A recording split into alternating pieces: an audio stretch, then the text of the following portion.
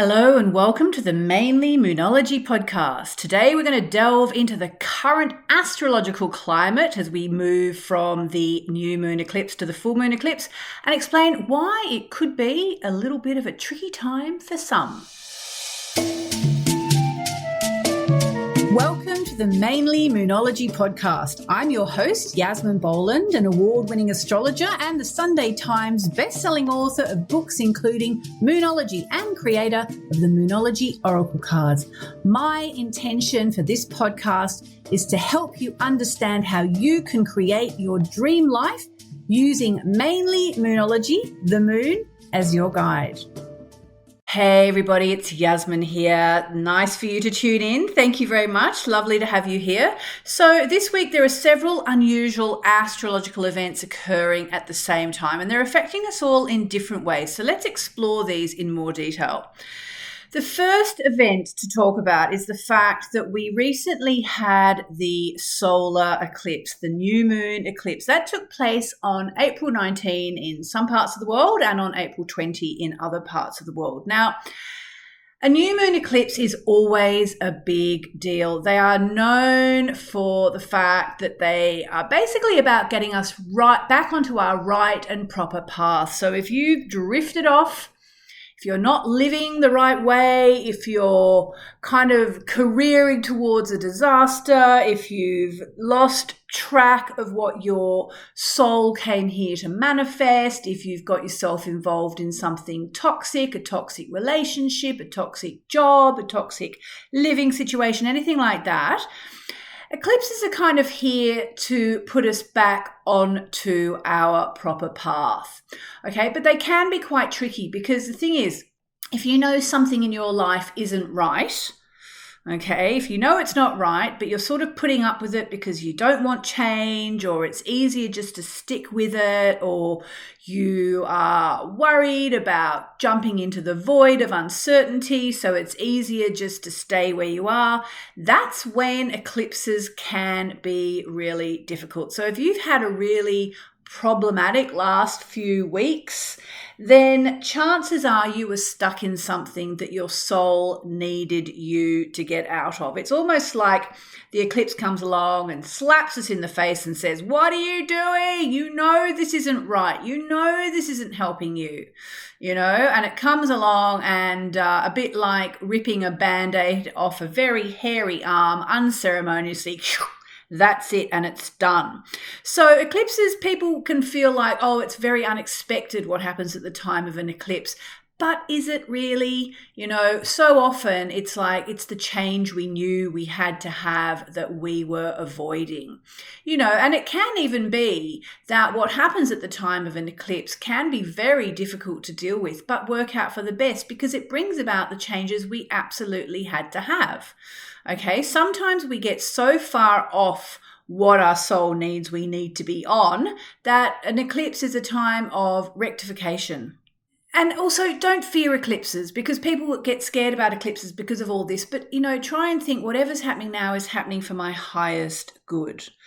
All right. Eclipses can bring, confusion and disorientation, and it becomes hard to know where to turn because when things happen suddenly, as they can do around the time of an eclipse, it's not necessarily on the date, but it can be. When things happen so suddenly, we have to reorient ourselves and we have to think, okay, I am where I am and it's okay kind of thing.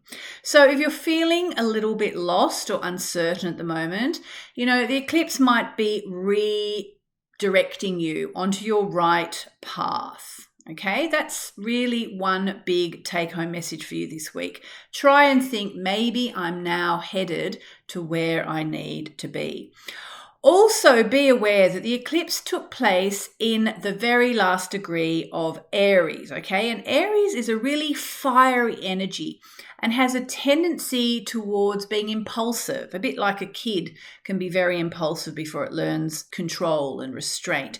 So, having the eclipse in Aries can make people a little bit more prone to just sort of acting out, acting without thinking things through, or it can be actually about being brave. And as much as you're being impulsive, you're doing the thing that's not easy. So again, the fact that it's in Aries, the eclipse was in Aries, can suggest that it's a little bit more sort of hotted up. It's a little bit more heat. It's a fire sign. Plus also be aware that the eclipse was clashing with Pluto, the planet of power and passion and detoxification. So again, that comes back to the idea of every eclipse anyway, but kind of doubles the idea, which is that whatever's happening now is happening because something has gone toxic, something has spoiled, something has to be like a boil or a pimple that needs to be lanced or squeezed. Sorry about the nasty imagery, but that's very much Pluto. Pluto is about, that horrible green pimple on your face that eventually even a good dermatologist is going to tell you, sorry, but you need to squeeze that and clear it out and keep it clean. It's sort of that feeling. Also, there's been a sense of a real power struggle in the air. It's been intense, I'm not going to lie, especially if it's been hitting your chart. And by the way, even though we're talking about the last degree of Aries, if you have anything at the very end of Aries, so if you were born at the very end of the Aries period, for example, or you have a planet or an angle, if you know your chart at the very end of Aries, remember as well that when an eclipse like this one takes place at the very end of Aries, it's also going to be affecting the very beginning of the next sign, which is Taurus. So if you have any degrees or planets or whatever at the very beginning of Taurus, that is also going to affect you really, really strongly. And just a little heads up, this is the week between the eclipses, so it's a chance to draw our breath, but then we're going to get the full moon eclipse in Scorpio. More about that next week. So another astrological event that's currently affecting us is Mercury retrograde. Now, as you may know, Mercury is the planet of communications. And when Mercury goes backwards, it can be a time of confusion. It can be a time of not being quite sure which way is up. People get a little bit, again, disoriented. So add that to the fact that we also have this eclipse, and you can start to see that this is a potentially very confusing time. Now, there is one quite good thing to say, which is that if something big has happened at the time of the eclipse, which you're really not happy about, there is the possibility that because it's taken place when Mercury has been on the point of going backwards, actually, because Mercury went retrograde just the day after the eclipse. But in a way, it's quite good news, because often what's done at the time of Mercury going retrograde, especially at the very start or the very end of the cycle, often that can be redone. So it may well be if something really dramatic has happened. Often we say with eclipses, what happens at the time of the eclipse is kind of done and dusted. But in terms of having an eclipse, which is right when Mercury is doing what's called stationing, which it was, it actually does leave the door open for a rethink or a revisit or a redo or a revamp or a revise, revision. It may well be you get a second chance. All right, so that's a really important thing to remember. Now, also, just remember that this time around, Mercury is going backwards in the sign of Taurus, okay, the second sign of the zodiac. So what does that mean? For one thing, it means it's a very good time to be questioning our values, thinking about what actually really matters to us. So again, we kind of have to tie all this in with the eclipse, okay? So have a think about anything big which has happened to you in the past couple of weeks, or even the past few months, because eclipses do take a while to manifest sometimes. They can start before the eclipse or after the eclipse. Mercury retrograde in Taurus is a time to remember what you really value, what really matters to you, and what makes your life worth living. All right. So again, the eclipse might be trying to remind you. Maybe you've become obsessed with, work, but actually it's your family that matters to you. Or maybe you've become obsessed with your love life, but actually your career is what you really want to be focusing on.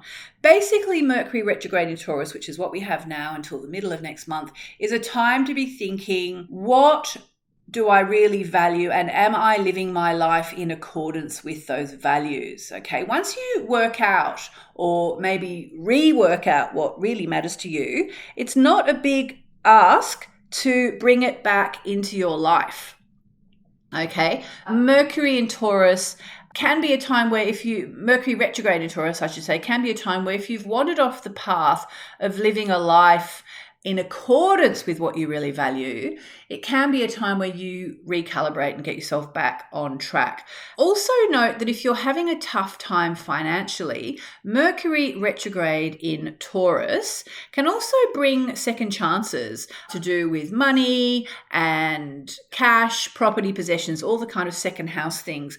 It can be a time where you rethink your values and you rethink your bank account equally. It can also be a time where you get a little bit more in touch with your sensual side, which could be rather nice. So Mercury in Taurus is quite a big deal, especially if you know that you haven't been living your life in accordance with what really matters to you, and especially if you know you need to get your finances back on track. Just remember, Mercury retrograde is a really good time for rethinking and revising anything in your life, but it can also be a time of confusion and miscommunications and even technical glitches, which can be really annoying and really frustrating. Because it's in Taurus, it even could be something to do with your finances, little technical glitches to do with that. Also, if you're in a kind of a conversation with someone about money, now can be a really good time to rethink that situation. And by the way, I actually wrote a book about Mercury retrograde if you want to buy it. It's a very good book. I co-wrote it with Kim Farnell, a UK astrologer. And if you order it from mercuryretrogradebook.com, you will get a ton of really fun bonuses as well. Okay, so what else can we say about Mercury retrograde before we move on? I guess it's also a time where we can find ourselves revisiting old issues, old problems, revising plans we thought were finalized, and just giving everything another think through, okay? Mercury retrograde is going to last, I think I said, to the middle of May. It's actually going to be, I think, around about the first week of May. But don't wish it away. There can be delays, difficulties with communication, travel, and so on. But it really is a good time to rethink everything, especially, as I've said now about 15 times, regarding what you really value. Have you got that message? Because really, the number one thing you could probably do right now is write down, what matters most to you, and are you living your life in accordance with that? Maybe, take a moment to think right now, what matters most to me, and am I living my life in accordance with that? So just say, for example, you're having some health challenges and maybe your health is what matters most to you. Are you living your life in accordance with that? Or maybe what matters most to you is feeling financially secure, and you're not feeling financially secure, and there are things that you're not doing which you could be doing. Are you living your life in accordance with the fact that financial stability is so important to you? Or, it could be that your family is the most important thing in the world to you. Are you living your life in accordance with that? Are you, being caring and being there for them? Or, just ask yourself those questions.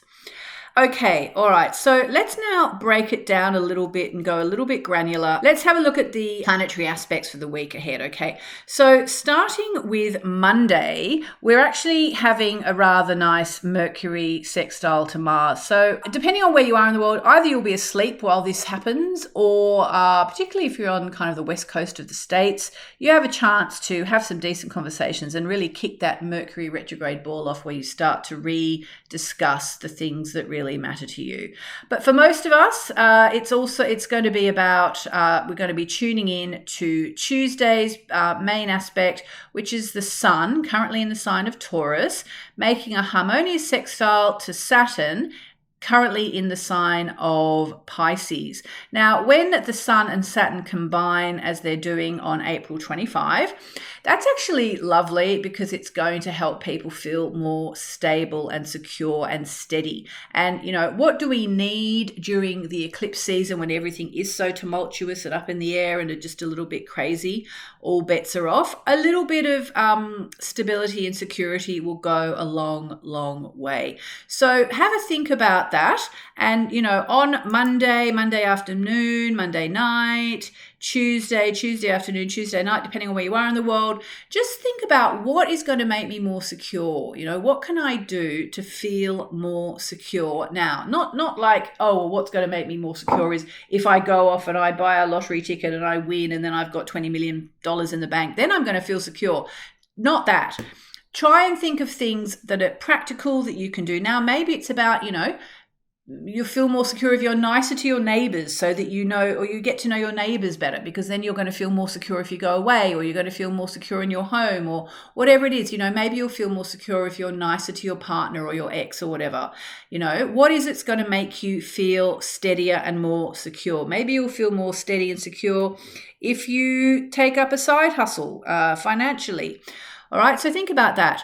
Then on April 26th, which is Wednesday, but most of us will be feeling it on the Tuesday, there's actually a really nice alignment between Venus and Chiron. So just to summarize the first part of the week before I go into what the Venus-Chiron thing's about, it's really about having a conversation that you should have had before, doing whatever it takes to help yourself feel more secure, and then thinking about, where in my life do I need healing? Where do I need someone to be nicer, to be kinder? Where can I be nicer? Where can I be kinder?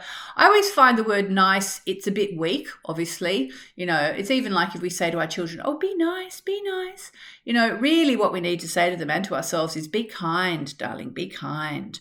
And, so in the middle of the week, think about, how can you be kinder to yourself? How can you be kinder to other people? If you've had an upset with someone, it's not a bad time to try and sort things out. But just remember, again, Mercury is retrograde, so miscommunications are possible, but it is easier to go back and say, I'm sorry, change your mind about something. And the Venus-Chiron link means that there is healing in the air, but be aware that the day after, on Thursday, the 27th, we actually then get Mars clashing with Chiron. That's probably the most difficult alignment of the week. Well, not probably, it is the most difficult alignment of the week. Mars is the planet of anger. Chiron is the planetoid of healing, and they are clashing on April 27th, Thursday. Unfortunately, what that can mean is that being too hasty, being a bit too sort of impulsive, just letting your anger get the better of you can be a problem. So just be really careful about that sort of midweek, Wednesday, Thursday, especially if you're in an upset with someone and it could go a bit pear-shaped. Just try and keep your counsel, go for a run or a jog, or do some punching of pillows on the couch, or whatever you want to do. Then we get the quarter moon. So it's the first quarter moon from the new moon to the full moon. It's taking place in the sign of Leo. So, make sure your ego isn't getting in the way is really important. And basically the good news is that, if we're looking at this current period in terms of just one calendar week, then the week actually ends on something of a high, because Mars is actually going to move from clashing with Chiron to making a harmonious sextile with the planet of change, Uranus. So again, we get a feeling that whatever happens this week, by the end of the week, things can turn around, things can start to go in our favor, things can start to be a little bit less taxing and trying. But there is no getting around the fact we are still in the eclipse season. We still have the full moon eclipse to go. So whatever it is that you're doing in your life at the moment, just tread carefully. And I will be holding a full moon eclipse workshop. So stay tuned for information about that. Maybe we'll have it up by the end of the day. Otherwise, follow me on Facebook. You can find me under Yasmin Boland Moonology, or on Instagram, Planet Yasmin Boland, and you'll get all the information from there. So have a great week. Just stay patient and take good care of yourself and the people you love. I hope you enjoyed this week's episode of the Mainly Moonology podcast. If you'd like to stay updated with the moon and moonology and astrology and all the other things we cover, be sure to subscribe to the podcast via Apple Podcasts or Spotify. You'll be notified whenever a new episode is up. Also, it would mean a lot to me and my team if you could leave us a glowing 5-star review on your podcast platform of choice. please. That actually helps more people find us too, which spreads the love and surely also brings you amazing karma for taking a moment to help us out and to help other people find the podcast. Have a great week, and I hope to speak to you next week. Lots of love.